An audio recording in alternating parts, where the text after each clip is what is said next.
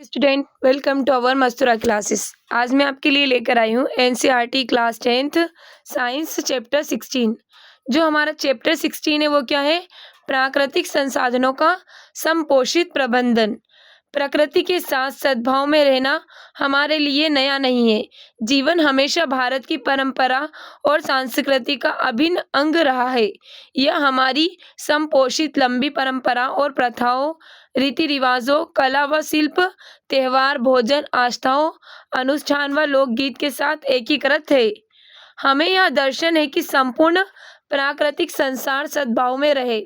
जो संस्कृत के प्रसिद्ध वाक्यांश वासुदेव कुटुंबकम में परिलक्षित होता है, जिसका अर्थ संपूर्ण पृथ्वी एक परिवार है।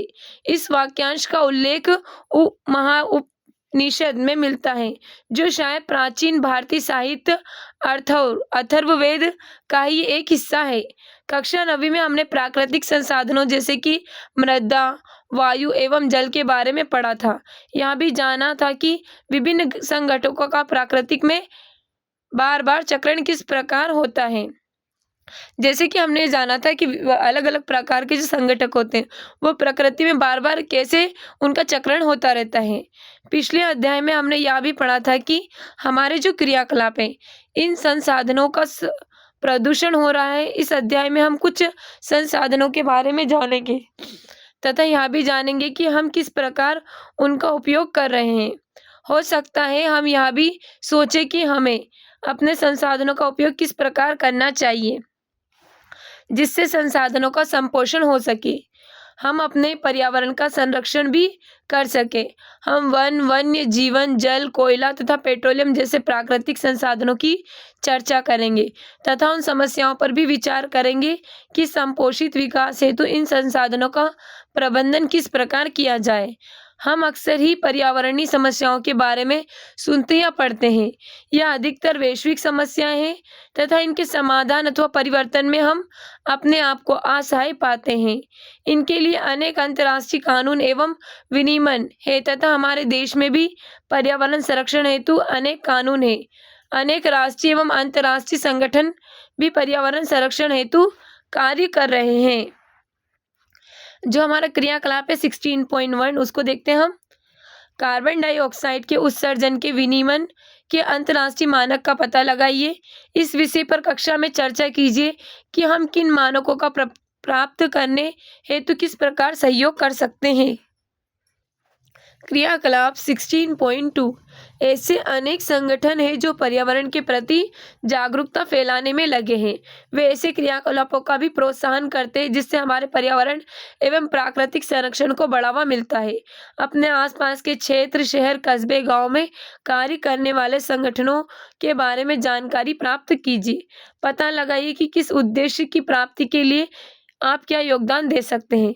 संसाधनों के अविवेकपूर्ण दोहन, निःशेषण से उत्पन्न समस्याओं के विषय में भी जागरूकता हमारे समाज में अपेक्षाकृत एक नया आयाम है। जब यह जागरूकता बढ़ती है तो कुछ न कुछ कदम भी उठाए जाते हैं। आपने गंगा सफाई योजना के विषय में अवश्य ही सुना होगा। कई करोड़ की यह योजना करीब 1985 में इसलिए प्रारंभ की गई क्योंकि गंगा के जल की गुणवत्ता बहुत कम हो गई थी। चित्र को जो हमारा 16.1 है, कोलीफॉर्म जीवाणु का एक वर्ग है जो मानव की आंत्र में पाया जाता है। जल में इसकी उपस्थिति इस रोगजन्य सूक्ष्म जीवाणु द्वारा जल का संदूषित होना दर्शाता है। जैसा कि हम यहाँ पर चित्र देख सकते हैं। अब हम चित्र देखते हैं। हमको चित्र में दिखाया गया है गंगा जल में संपूर्ण कोलीफॉर्म गणना का स्तर।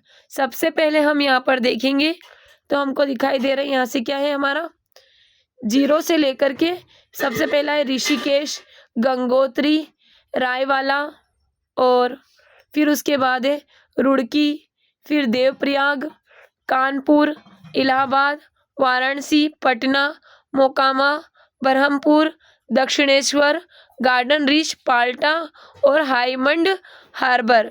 न्यूनतम वांछित स्तर CPCB हम इसको देख सकते हैं। अब आगे हम देखते हैं केंद्रीय प्रदूषण नियंत्रण 2012।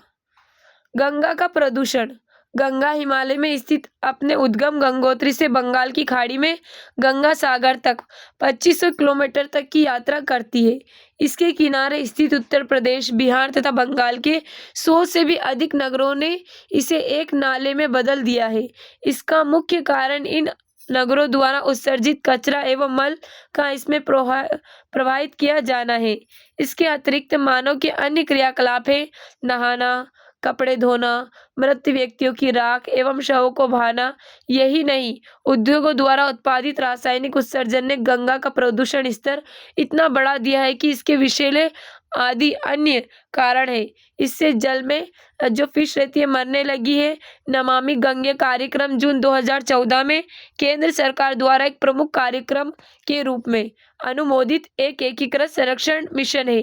यह प्रदूषण संरक्षण और राष्ट्रीय गंगा कायाकल्प पर प्रभावी न्यूनीकरण के उद्देश्य को पूरा करने के लिए शुरू किया गया था। स्वच्छ गंगा के लिए राष्ट्रीय मिशन क्रियान्वयन विंग है, जिसे अक्टूबर 2016 में स्थापित किया गया था। जैसा कि आप देख सकते हैं कि मापन योग्य कुछ कारकों का प्रयोग करके प्रयुक्त जल की गुणवत्ता का निर्धारण अथवा प्रदूषण मापन किया जाता है। एक प्रदूषक अल्प मात्रा में होते हुए हानिकारक हो सकते हैं। इसके मापन के लिए हमें अत्यंत परिष्कृत उपकरणों की आवश्यकता होती है, परंतु अध्याय 2 में हम यहाँ भी पढ़ चुके हैं कि जल का पीएच सरलता सर्व सूचक की सहायता से मापा जा सकता है। क्रियाकलाप 16.3 सार्व सूचक की सहायता से अपने घर में आपूर्त पानी का पीएच ज्ञात कीजिए। अपने आस पड़ोस के जलाशय, तालाब, झील, नदी, झरने का पीएच भी ज्ञात कीजिए। क्या अपने परीक्षणों के आधार पर आप बता सकते हैं कि जल प्रदूषित है अथवा नहीं? परंतु हमें समस्या है कि विशाल रूप को देखकर हताश होने की आवश्यकता नहीं है, क्योंकि ऐसे अनेक कार्य हैं जिनके द्वारा हम स्थिति में अंतर ला सकते हैं। आपने पर्यावरण को बचाने के लिए 5 प्रकार के आर के विषय में तो अवश्य सुना होगा। रेफ्यूज इनकार, रिड्यूस कम उपयोग, रीयूज पुनः उपयोग और रीपर्पोज पुनः प्रयोजन और रिसाइकल यानी पुनः चक्रण। ये क्या बताते हैं? इनकार, इसका अर्थ है कि जिन वस्तुओं की आपको आवश्यकता नहीं है उन्हें लेने से इनकार करना, उन उत्पादकों को खरीदने से इनकार करें जो आपको, आपके परिवार और पर्यावरण को नुकसान पहुंचा सकते हैं। प्लास्टिक के थैले को लेने के लिए इनकार करें। कम उपयोग, इसका अर्थ है कि आपको कम से कम वस्तुओं का उपयोग करना चाहिए। आप बिजली के पंखे एवं बल्ब स्विच बंद करके बिजली बचा सकते हैं। आप टपकने वाले नल की मरम्मत करके जल की बचत कर सकते हैं। आपको आहार व्यर्थ नहीं करना चाहिए। क्या आप कुछ अन्य वस्तुओं के विषय में भी सोच सकते हैं जिनका उपयोग कम किया जा सकता है? पुनः उपयोग, यह पुनः चक्रण से भी अच्छा तरीका है, क्योंकि पुनः चक्रण में कुछ ऊर्जा व्यय होती है। पुनः उपयोग के तरीके में आप किसी वस्तु का बार बार उपयोग करते हैं। लिफाफों के फेंकने की अपेक्षा आप फिर से उपयोग में ला सकते हैं। विभिन्न खाद्य पदार्थों के साथ आई प्लास्टिक की बोतलें, डिब्बे आदि का उपयोग रसोई घर में वस्तुओं को रखने के लिए किया जा सकता है। अन्य कौन सी वस्तुएं हैं जिन्हें हम पुनः उपयोग में ला सकते हैं? पुनः प्रयोजन, इसका अर्थ यह है कि जब कोई वस्तु जिस उपयोग के लिए बनी है जब उस उपयोग में नहीं लाई जा सकती है तो उसे किसी अन्य उपयोग के कार्य के लिए प्रयोग करें। उदाहरण के लिए टूटे फूटे चीनी मिट्टी के बर्तनों में पौधे उगाना। अब देखते हैं हम पुनः चक्रण। इसका अर्थ है कि आपको प्लास्टिक, कागज, कांच, धातु की वस्तुएं तथा ऐसे ही पदार्थों का पुनर्चक्रण करके उपयोगी वस्तुएं बनानी चाहिए। जब तक अति आवश्यक न हो इनका नया उत्पादन संश्लेषण विवेकपूर्ण नहीं है। इनके पुनः चक्रण के लिए पहले हमें अपद्रव्य को अलग करना होगा, जिससे कि पुनः चक्रण योग्य वस्तुएं दूसरे कचरे के साथ भराव क्षेत्र में न फेंक दी जाए। क्या आपको गांव, कस्बे अथवा नगर में ऐसा कोई प्रबंध है जिससे इन पदार्थों का पुनः चक्रण किया जा सके? यही नहीं, अपने दैनिक आवश्यकताओं और क्रियाकलापों पर निर्णय लेते समय भी हम पर्यावरण संबंधित निर्णय ले सकते हैं। इसके लिए हमें यह जानने की आवश्यकता है कि हमारे चयन से पर्यावरण पर क्या प्रभाव पड़ सकता है। ये प्रभाव तात्कालिक, दीर्घकालिक अथवा व्यापक हो सकते हैं। समपोषित विकास की संकल्पना मनुष्य की वर्तमान आधारभूत आवश्यकताओं की पूर्ति एवं विकास को प्रोत्साहित तो करती है, साथ ही साथ भावी संतति के लिए संसाधनों का संरक्षण भी करती है। आर्थिक विकास पर्यावरण संरक्षण से संबंधित है, अतः संपोषित विकास से जीवन के सभी आयाम में परिवर्तन निहित है। यह लोगों के ऊपर निर्भर है कि वे अपने चारों ओर के आर्थिक, सामाजिक एवं पर्यावरणीय स्थितियों के प्रति अपने दृष्टिकोण में परिवर्तन लाए तथा प्रत्येक व्यक्ति को प्रकृति के संसाधनों के वर्तमान उपयोग में परिवर्तन के लिए तैयार होना होगा। क्रियाकलाप 16.4। क्या आप कई वर्षों के बाद किसी गांव अथवा शहर में गए हैं? यदि हाँ तो क्या पिछली बार की अपेक्षा नए घर एवं सड़क बन गई है? आपके विचार में इन्हें बनाने के लिए आवश्यक वस्तुएं कहाँ से प्राप्त हुई होगी? उन पदार्थों की सूची बनाइए तथा उनके स्रोतों का भी पता लगाइए। अपने द्वारा बनाई गई सूची को अपने सहपाठियों के साथ चर्चा कीजिए। क्या आप ऐसे उपाय सुझा सकते हैं जिनसे इन वस्तुओं के उपयोग में कमी लाई जा सके? हमें संसाधनों के प्रबंधन की क्यों आवश्यकता है? केवल सड़कें एवं इमारतें ही नहीं, परंतु वे वस्तुएं, सारी वस्तुएं जिनका उपयोग हम करते हैं, जैसे कि भोजन, कपड़े, पुस्तकें, खिलौने, फर्नीचर्स, औजार तथा वाहन इत्यादि सभी हमें पृथ्वी पर उपलब्ध प्राकृतिक संसाधनों से प्राप्त होती है। हमें केवल एक ही वस्तु पृथ्वी के बाहर प्राप्त होती है, वह है ऊर्जा, जो हमें सूर्य से प्राप्त होती है, परंतु यह ऊर्जा भी हमें पृथ्वी पर उपस्थित जीवों के द्वारा प्रक्रमों से तथा विभिन्न भौतिक एवं रासायनिक प्रक्रमों द्वारा ही प्राप्त होती है। हमें अपने संसाधनों की सावधानी पूर्वक विवेकपूर्ण ढंग से उपयोग की क्यों आवश्यकता है? क्योंकि यह संसाधन असीमित नहीं है। स्वास्थ्य सेवाओं में सुधार के कारण हमारी जनसंख्या में तीव्र गति से वृद्धि हो रही है। जनसंख्या में वृद्धि के कारण सभी संसाधनों की मांग भी कई गुना तेजी से बढ़ी है। प्राकृतिक संसाधनों प्रबंधन करते समय दीर्घकालिक दृष्टिकोण को ध्यान में रखना होगा कि ये अगली कई पीढ़ियों तक उपलब्ध हो सके। संसाधनों का अर्थ है उनका दोहन अथवा शोषण नहीं है। इस प्रबंधन में इस बात को भी सुनिश्चित करने की आवश्यकता है कि इनका वितरण सभी वर्गों में समान रूप से हो, न कि मात्र मुट्ठी भर अमीर और शक्तिशाली लोगों को इनका लाभ मिले। एक बात और ध्यान देने की आवश्यकता है कि जब हम इन संसाधनों का दोहन करते हैं तो पर्यावरण को क्षति पहुंचाते हैं।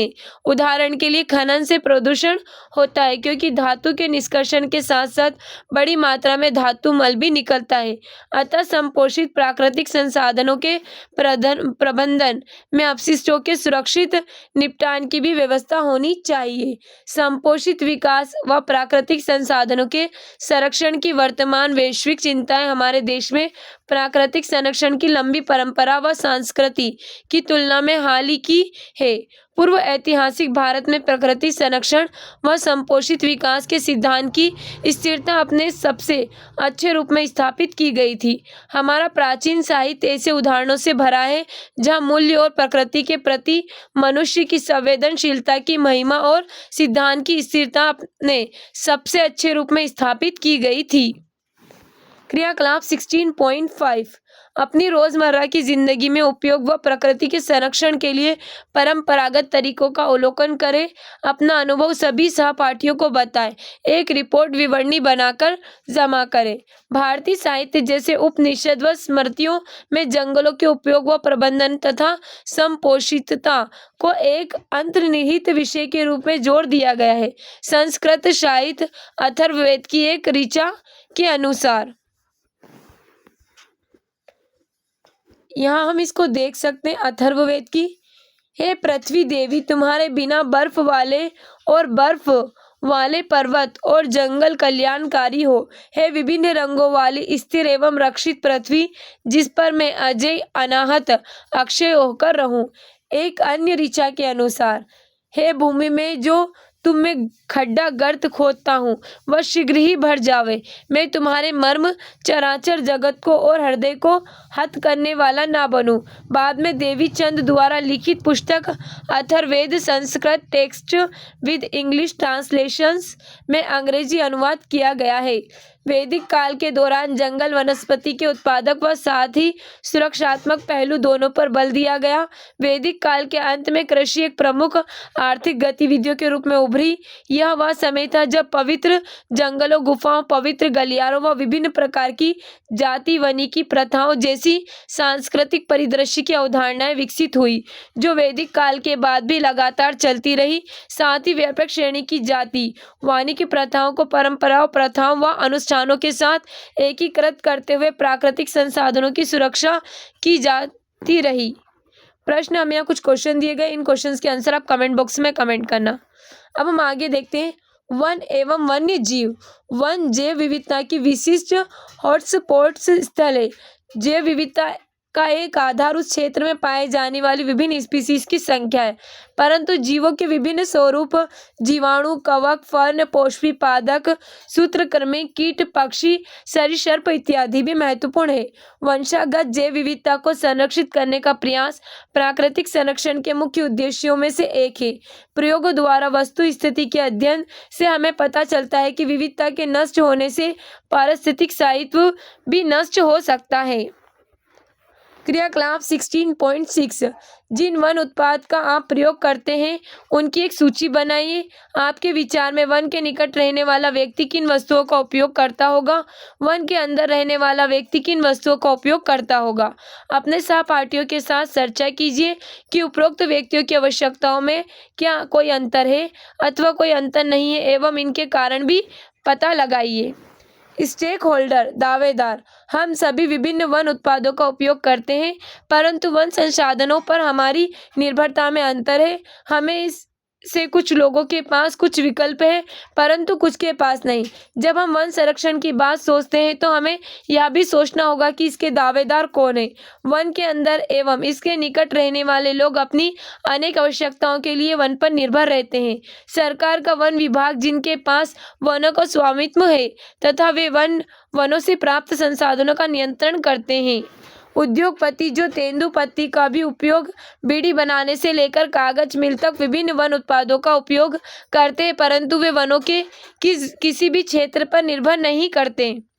वन्य जीव एवं प्रकृति प्रेमी जो प्रकृति का संरक्षण इसकी आधे अवस्थाओं में करना चाहते हैं। आइए देखें कि प्रत्येक समूह की वन आवश्यकताएं क्या हैं अथवा वन से उन्हें क्या प्राप्त होता है। स्थानीय लोगों को ईंधन के लिए जलाऊ लकड़ी, छोटी लकड़ियां एवं छाजन की काफी मात्रा में आवश्यकता होती है। बांस का उपयोग झोपड़ी, भोजन एकत्र एवं भंडारण के लिए होता है। खेती के औजार, फिश पकड़ने एवं शिकार के औजार मुख्यतः लकड़ी के बने होते हैं। इसके अतिरिक्त वन फिश पकड़ने एवं शिकार स्थल भी होते हैं। विभिन्न व्यक्ति फल, नट्स, औषधि एकत्र करने के साथ साथ अपने पशुओं को वन में चराते हैं अथवा उनका चारा वनों से एकत्र करते हैं। क्या आप सोचते हैं कि वन संपदा का इस प्रकार उपयोग करने से इन संसाधनों का ह्रास हो जाएगा? यह मत भूलिए कि अंग्रेजों के भारत आने से पहले लोग इन्हीं वनों में शताब्दियों में रह रहे थे। अंग्रेजों ने वन का नियंत्रण अपने हाथ में ले लिया। उनसे पहले यहाँ के मूल निवासियों ने ऐसी विधियों का विकास किया जिससे संपोषण भी होता रहे। अंग्रेजों ने न केवल वनों पर आधिपत्य जमाया वरन अपने स्वार्थ के लिए उनका निर्ममता से दोहन भी किया। यहाँ के मूल निवासियों को एक सीमित क्षेत्र में रहने के लिए मजबूर किया गया तथा वन संसाधनों का किसी समय तक अत्यधिक दोहन भी प्रारंभ हो गया। स्वतंत्रता के बाद वन विभाग ने अंग्रेजों से वनों का नियंत्रण तो अपने हाथ में ले लिया, परंतु प्रबंधन व्यवहार में स्थानीय लोगों की आवश्यकताओं एवं ज्ञान की उपेक्षा होती रही। अतः वनों के बहुत बड़े क्षेत्र एक ही प्रकार के वृक्षों जैसे कि पाइन, चीड़, टीक अथवा यूकेलिप्टस के वनों में परिवर्तित हो गए। इन वृक्षों को उगाने के लिए सर्वप्रथम सारे क्षेत्र से अन्य सभी पौधों को हटा दिया गया, जिससे क्षेत्र की जैव विविधता बड़े स्तर पर नष्ट हो गई। कहीं नहीं, स्थानीय लोगों की विभिन्न आवश्यकताओं जैसे कि पशुओं के लिए चारा, औषधि एवं वनस्पति, फल एवं नट इत्यादि की आपूर्ति भी नहीं हो सकी। इस प्रकार के रोपण से उद्योगों को लाभ मिला तो वन विभाग के लिए भी राजस्व का मुख्य स्रोत बन गया। क्या आप जानते हैं कि कितने उद्योग वन उत्पादों पर निर्भर करते हैं? टिम्बर, इमारती लकड़ी, कागज, लाख तथा खेल के सामान इसके कुछ उदाहरण है। उद्योग इन वनों को अपनी फैक्ट्री के लिए कच्चे माल का स्रोत पात्र ही मानते हैं। निहित स्वार्थ से लोगों का एक बड़ा वर्ग सरकार से उद्योगों के लिए कच्चे माल को बहुत कम मूल्य पर प्राप्त करने में लगा रहता है, क्योंकि स्थानीय निवासियों की अपेक्षा इन व्यक्तियों की पहुंच सरकार में काफी ऊपर तक होती है, अतः उन्हें उस क्षेत्र के संपोषित विकास में कोई रुचि नहीं होती। उदाहरण के लिए किसी वन के टिक से वृक्षों को काटने के बाद वे दूरस्थ वनों से टिक प्राप्त करने लगेंगे। उन्हें इस बात से कोई मतलब नहीं है कि उनका इष्टतम उपयोग निश्चित करें, जिससे कि वह आगे आने वाली पीढ़ियों को भी उपलब्ध हो सके। आपके विचार में लोगों को इस प्रकार व्यवहार करने से कैसे रोका जा सकता है? हम यहाँ पर एक दृश्य देख सकते हैं, वन्य जीवन का एक दृश्य हमको यहाँ पर दिखाया गया है। अब हम आगे देखते हैं क्रियाकलाप 16.7। किन्हीं दो वन उत्पादों का पता लगाइए जो किसी उद्योग के आधार है। चर्चा कीजिए कि यह उद्योग लंबे समय तक संपोषित हो सकता है अथवा क्या हमें इन उत्पादों की खपत को नियंत्रित करने की आवश्यकता है। अंत में हम चर्चा करते हैं कि प्रकृति एवं वन्य जीवन प्रेमियों की जो वन पर निर्भर तो नहीं है, परंतु वनों के प्रबंधन में उनकी बात बहुत महत्वपूर्ण दिया जाता है। संरक्षण का प्रारंभ बड़े जंतुओं जैसे कि शेर, चीता, हाथी, गेंडा से हुआ था। अब उन्होंने संपूर्ण जैव विविधता को पूर्ण रूप से संरक्षित रखने के महत्व को समझ लिया है, परंतु क्या हमें ऐसे व्यक्तियों को पर्याप्त महत्व नहीं देना चाहिए जो वन तंत्र का भाग बन गए हैं? इस बात के पर्याप्त प्रमाण है कि स्थानीय निवासी परंपरानुसार वनों के संरक्षण का प्रयास कर रहे हैं। उदाहरण के लिए राजस्थान के विश्नोई समुदाय के लिए वन एवं वन्य प्राणी संरक्षण उनके धार्मिक अनुष्ठान का भाग बन गया है। भारत सरकार ने पिछले दिनों जीव संरक्षण हेतु अमृता देवी विश्नोई राष्ट्रीय पुरस्कार की व्यवस्था की है। यह पुरस्कार अमृता देवी विश्नोई की स्मृति में दिया जाता है, जिन्होंने 1731 में राजस्थान के जोधपुर के पास खेजराली गांव में खेजरी वृक्षों को बचाने हेतु 363 लोगों के साथ अपने आप को बलिदान कर दिया था। अध्ययनों से इस बात को स्थापित कर दिया है कि वनों के परंपरागत उपयोग के तरीकों के विरुद्ध पूर्वाग्रह का कोई ठोस आधार नहीं है। उदाहरणतः विशाल हिमालय राष्ट्रीय उद्यान के सुरक्षित क्षेत्र में हेल्पलाइन के वन है, जो भेड़ों के चारागाह थे। घुमंतु खानाब दोष चारवाए प्रत्येक वर्ष ग्रीष्म काल में अपने भेड़ियों घाटी क्षेत्र से चराने के लिए ले जाते थे, परंतु इस राष्ट्रीय उद्यान की स्थापना के बाद इस परंपरा को रोक दिया गया। अब यह देखा गया है कि पहले तो यह घास बहुत लंबी हो जाती है, फिर लंबाई के कारण जमीन पर गिर जाती है, जिससे नई घास की वृद्धि रुक जाती है। संरक्षित क्षेत्रों में स्थानीय निवासियों को बलपूर्वक रोकने की प्रबंधन नीति संभवतः लंबे समय तक सफल नहीं हो पाई। किसी प्रकार से वनों को होने वाली क्षति के लिए केवल स्थानीय निवासियों को ही उत्तरदायी ठहराना ठीक नहीं है। हम औद्योगिक आवश्यकताओं एवं विकास परियोजना जैसे कि सड़क एवं बांध निर्माण से वनों के विनाश अथवा इसको होने वाली क्षति से आंखें नहीं मूंद सकते। इन संरक्षित क्षेत्रों में पर्यटकों के द्वारा अथवा उनकी सुविधा के लिए की गई व्यवस्था से होने वाली क्षति के लिए भी विचार करना होगा। हमें मानना होगा कि वनों की प्रकृति छवि में मनुष्य का हस्तक्षेप बहुत अधिक है। हमें इस हस्तक्षेप की प्रकृति एवं सीमा को नियंत्रित करना होगा। वन संसाधनों का उपयोग इस प्रकार करना होगा कि जो पर्यावरण के विकास दोनों के हित में हो। दूसरे शब्दों में, जब पर्यावरण अथवा वन संरक्षित किए जाए, उसके सुनियोजित उपयोग का लाभ स्थानीय निवासियों को मिलना चाहिए। यह विकेंद्रीकरण की एक ऐसी व्यवस्था है जिसमें आर्थिक विकास एवं पारिस्थितिक संरक्षण दोनों साथ साथ चलते सकते हैं। जिस प्रकार का आर्थिक एवं सामाजिक विकास हम चाहते, उससे ही अंततः यह निर्णय होगा कि उससे पर्यावरण का संरक्षण हो रहा है अथवा इसका और विनाश हो रहा है। पर्यावरण को पौधों जंतुओं का सजावटी संग्रह मात्र नहीं माना जा सकता। यह एक जटिल व्यवस्था है जिससे हमें उपयोग हेतु अनेक प्रकार के प्राकृतिक संसाधन प्राप्त होते हैं। हमें अपने आर्थिक एवं सामाजिक विकास की आपूर्ति हेतु इन संसाधनों को सावधानी पूर्वक उपयोग करना होगा। जैसे हम यहाँ पर देख सकते हैं, खेजड़ी वृक्ष हमको दिखाया गया है। संपोषित प्रबंधन, हमें इस पर विचार करना होगा कि क्या उपरोक्त सभी दावेदार के लक्ष्य वन प्रबंधन के संदर्भ में समान है। उद्योगों को वन संपदा अधिकतर बाजार के मूल्य से बहुत कम मूल्य पर उपलब्ध कराई जाती है, जबकि स्थानीय निवासियों को उनसे वंचित रखा जाता है। चिपको आंदोलन स्थानीय निवासियों को वनों से अलग करने की नीति का ही एक परिणाम है। यह आंदोलन हिमालय की ऊंची पर्वत श्रृंखला में गढ़वाल के रेनी नामक गांव में घटना 1970 के प्रारंभिक दशक में हुआ था। यह विवाद लकड़ी के ठेकेदार एवं स्थानीय लोगों के बीच प्रारंभ हुआ क्योंकि गांव के समीप के वृक्ष काटने का अधिकार उसे दे दिया गया था।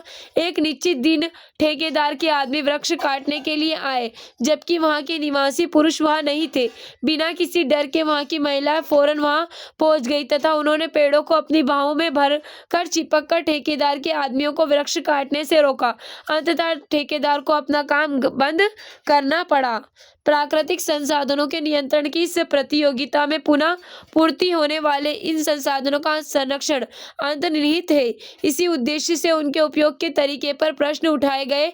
लकड़ी के ठेकेदार ने उस क्षेत्र के सारे वृक्ष को काट कर गिरा दिया होता है और क्षेत्र सदा के लिए वृक्षहीन हो जाता है। स्थानीय समुदाय वृक्षों के ऊपर चढ़कर कुछ शाखा एवं पत्तियां ही काटता है, जिससे समय के साथ साथ उनका पुनः पूर्ण भी होता रहता है। चिपको आंदोलन बहुत तेजी से बहुत से समुदायों में फैल गया है एवं जन संचार से भी इसमें योगदान दिया तथा सरकार को यह सोचने पर मजबूर कर दिया कि वन किसके है तथा वन संसाधनों के समुचित उपयोग के लिए प्राथमिकता तय करने के लिए पुनर्विचार पर मजबूर कर दिया गया।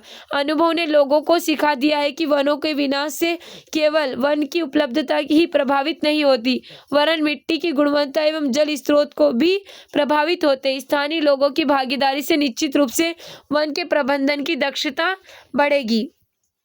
वन प्रबंधन में लोगों की भागीदारी का एक उदाहरण है 1972 में पश्चिम बंगाल वन विभाग को प्रदेश के दक्षिण पश्चिम जिलों में नष्ट हुए सालों के वनों को पुनः पूर्ण करने की अपनी योजना के असफल होने के कारकों का पता लगा।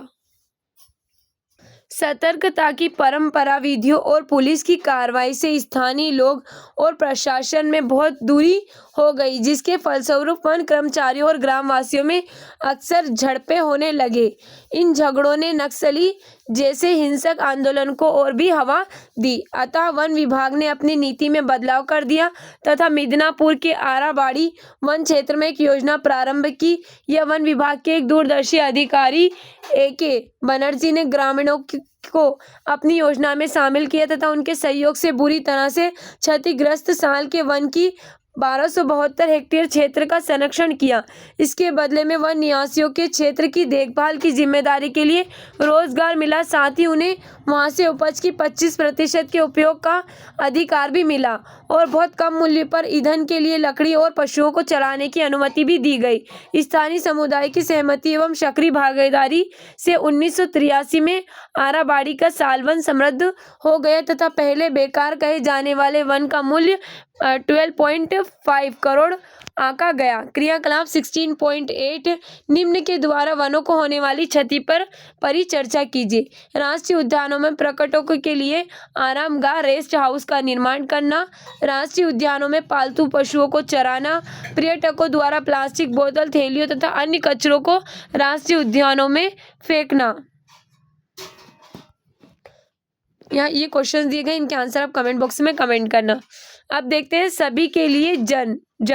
क्रियाकलाप 16.9 महाराष्ट्र के एक गांव में जल की कमी की दीर्घकालीन समस्या से जूझ रहे ग्रामीण एक जल मनोरंजन पार्क का घेराव कर लेते हैं। इस पर परिचर्चा कीजिए कि क्या उपलब्ध जल का समुचित उपयोग है। धरती पर रहने वाले सभी जीवों की मूल आवश्यकता जल है। हम कक्षा 9वीं में एक संसाधन के रूप में जल के महत्व तथा जल के चक्र के बारे में पढ़ चुके हैं। मनुष्य ने किस प्रकार जल स्रोतों का प्रदूषित किया है, साथ ही मनुष्य की प्रकृति में दखल से अनेक क्षेत्रों में जल की उपलब्धता भी प्रभावित हुई है। क्रियाकलाप 16.10 एक एटलस की सहायता से भारत में वर्षा के पैटर्न का अध्ययन कीजिए। ऐसे क्षेत्रों की पहचान कीजिए जहां पर जल की प्रचुरता है तथा ऐसे क्षेत्रों की जहां इसकी बहुत कमी है। उपरोक्त क्रियाकलाप के बाद आपको जानकर आश्चर्य होगा कि जल की कमी वाले क्षेत्रों एवं अत्यधिक निर्धनता वाले क्षेत्रों में घनिष्ठ संबंध है। वर्षा के प्रतिरूप के अध्ययन से भारत के विभिन्न क्षेत्रों में जल उपलब्धता का पूर्ण सत्य सामने नहीं आता।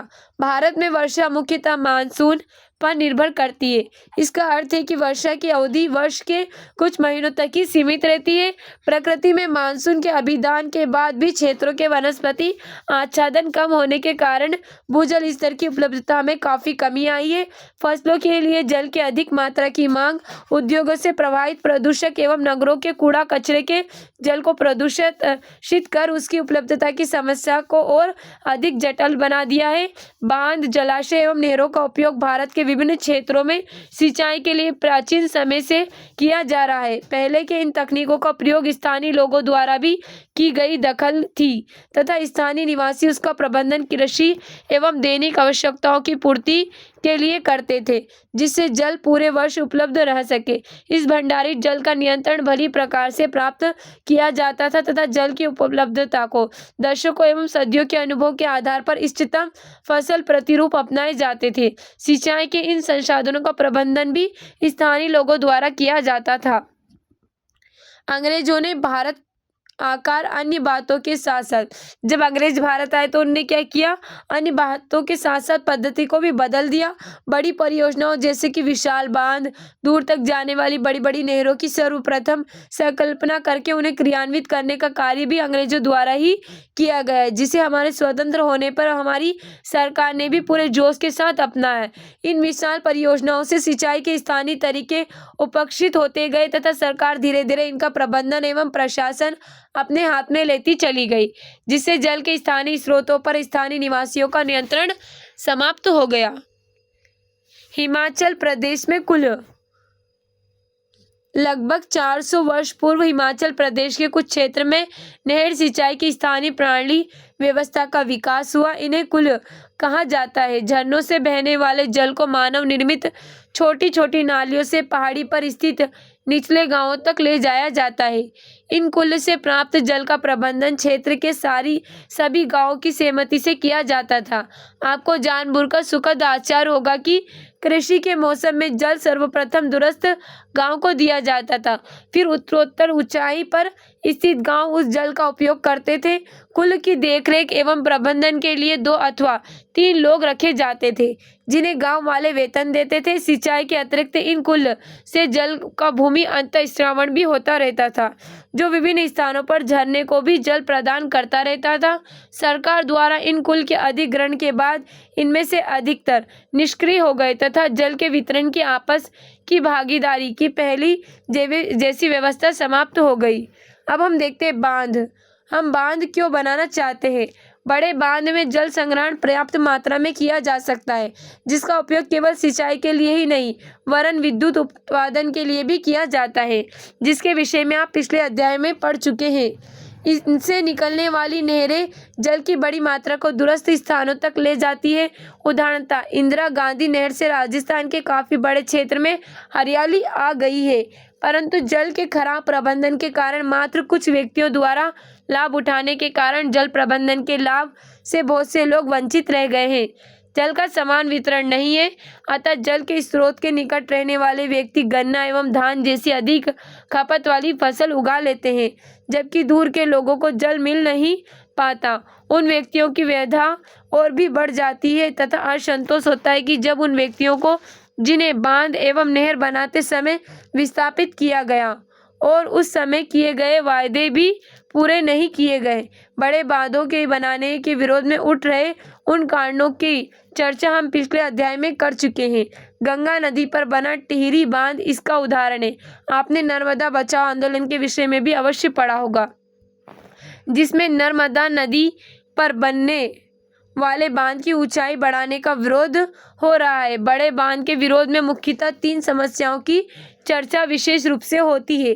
सामाजिक समस्याएं, क्योंकि इसे बड़ी संख्या में किसान और आदिवासी विस्थापित होते हैं और इन्हें मुआवजा भी नहीं मिलता। आर्थिक समस्याएं, क्योंकि इनमें जनता का बहुत अधिक धन लगता है और उस अनुपात में लाभ अपेक्षित नहीं है। पर्यावरणीय समस्याएं, क्योंकि उससे बड़े स्तर पर वनों का विनाश होता है तथा जैव विविधता की क्षति होती है। विकास की विभिन्न परियोजनाओं में विस्थापित होने वाले अधिकतर व्यक्ति गरीब आदिवासी होते हैं, जिन्हें परियोजना से कोई लाभ नहीं होता तथा उन्हें अपनी भूमि एवं जंगलों से भी हाथ धोना पड़ता है, जिसकी क्षतिपूर्ति भी समुचित नहीं होती। 1970 में बने तावा बांध के विस्थापितों को अभी भी वहां लाभ नहीं मिल सके जिनका उनसे वायदा किया गया था। अब हम देखते हैं जल संग्रहण। जल संभर प्रबंधन में मिट्टी एवं जल संरक्षण पर जोर दिया जाता है, जिससे कि जैव मात्रा उत्पादन में वृद्धि हो सके। इसका प्रमुख उद्देश्य भूमि एवं जल के प्राथमिक स्रोतों का विकास, द्वितीयक संसाधन पौधों एवं जंतुओं का उत्पादन इस प्रकार करना जिससे कि पारिस्थितिक असंतुलन पैदा न हो। जल संभर प्रबंधन न केवल जल संभर समुदाय का उत्पादन एवं आय बढ़ता है, वरन सूखे एवं बाढ़ को भी शांत करता है तथा निचले बांध एवं जलाशयों का भी सेवा काल भी बढ़ाता है। अनेक संगठन प्राचीन काल जल संरक्षण प्रणालियों को पुनर्जीवित करने में लगे हैं, जो बांध जैसी बड़ी परियोजनाओं का विकल्प बन सकते हैं। इन समुदाय ने जल संरक्षण के ऐसे आंकड़े सैकड़ों तरीके विकसित किए हैं, जिनके द्वारा धरती पर पड़ने वाली प्रत्येक बूंद का संरक्षण किया जा सके। यथा छोटे छोटे गड्ढे खोदना, झीलों का निर्माण, साधारण जल संभर व्यवस्था की स्थापना, मिट्टी के छोटे बांध बनाना, रेत तथा चूने के पत्थर संग्राहक बनाना तथा घर की छतों से जल एकत्र करना। इससे भूजल स्तर बढ़ जाता है तथा नदी भी पुनः जीवित हो जाती है।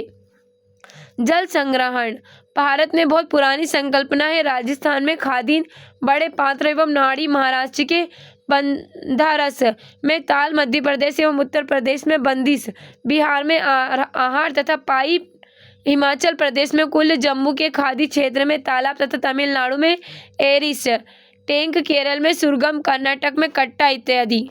अब हम यहाँ पर देखते हैं एक पारंपरिक प्रौद्योगिकी द्वारा भारत के वाटरमैन देश के सबसे शुष्क क्षेत्र सूखाग्रस्त गांवों के हजारों ग्रामीणों की जिंदगी बदल पाए। 2 दशकों के प्रयास के बाद डॉक्टर राजेंद्र सिंह ने राजस्थान में पानी इकट्ठा करने के लिए 8600 जोहेड़ और अन्य संरचनाओं का भी निर्माण किया तथा राज्य भर के 1000 गांवों में पानी वापस लाया गया। 2015 में उन्होंने स्टॉकहोम पुरस्कार जीता। यह बहुत ही प्रतिष्ठित पुरस्कार है जो ग्रह और इसके निवासियों की भलाई के लिए जल संसाधनों की सुरक्षित संरक्षण में योगदान करने वाले व्यक्तियों का सम्मान करता है। अब हम आगे देखते हैं प्राचीन जल संग्रहण तथा जल परिवहन संरचनाएं आज भी उपयोग में है। उदाहरण के लिए चित्र 16.3 देखिए। जल संग्रहण तकनीक स्थानीय होती है तथा इसका लाभ भी स्थानीय सीमित क्षेत्र को होता है। स्थानीय निवासियों को जल संरक्षण का नियंत्रण देने ने इन संसाधनों का अकुशल प्रबंधन एवं अतिदोहन कम होते हैं अथवा पूर्णतः समाप्त हो सकते हैं। बड़े समतल भूभाग में जल संग्रहण स्थल मुख्यतः अर्धचंद्राकार मिट्टी के गड्ढे अथवा निचले स्थान, वर्षा ऋतु में पूरी तरह भर जाने वाली नालियां, प्राकृतिक जल मार्ग बनाए गए चेक डैम जो कंक्रीट अथवा छोटे कंकड़ पत्थरों द्वारा बनाए जाते हैं। इन छोटे बांधों के अवरुद्ध के कारण इनके पीछे मानसून का जल तालाबों में भर जाता है। केवल बड़े जलाशयों में जल पूरे वर्ष रहता है, परंतु छोटे जलाशयों में जल 6 महीने या उससे भी कम समय तक रहता है, उसके बाद यह सूख जाते हैं। इनका मुख्य उद्देश्य जल संग्रहण नहीं परंतु जल भौम स्तर में सुधार करना है। जल के भौम जल के रूप में संरक्षण के कई लाभ है। भौम जल से अनेक लाभ है। यह वाष्प बनकर उड़ता नहीं परंतु यह आसपास में फैल जाता है। बड़े क्षेत्र में वनस्पति को नमी प्रदान करता है। इसके अतिरिक्त इससे मच्छरों के जनन की समस्या भी नहीं होती। भौम जल मानव एवं जंतुओं के अपशिष्ट से झीलों तालाबों में ठहरे पानी के विपरीत संदूषित होने से अपेक्षाकृत सुरक्षित रहता है। जैसा कि हम यहाँ पर चित्र देख सकते हैं, जल संग्रहण की पारंपरिक व्यवस्था, खादीन पद्धति का आदर्श व्यवस्थापन। पहला है जल संग्रहण क्षेत्र, खादीन अथवा फसल वाला क्षेत्र, खादीन बंद, खारा क्षेत्र, उथला कूप। अब हमें यहाँ कुछ क्वेश्चंस दिए गए, इन क्वेश्चंस के आंसर आप कमेंट बॉक्स में कमेंट करना। अब हम आगे देखते हैं, कोयला एवं पेट्रोलियम। हमने कुछ स्रोत जैसे कि वन, वन्य जीव तथा जल के संरक्षण एवं संपोषण से संबंधित अनेक समस्याओं की चर्चा की है।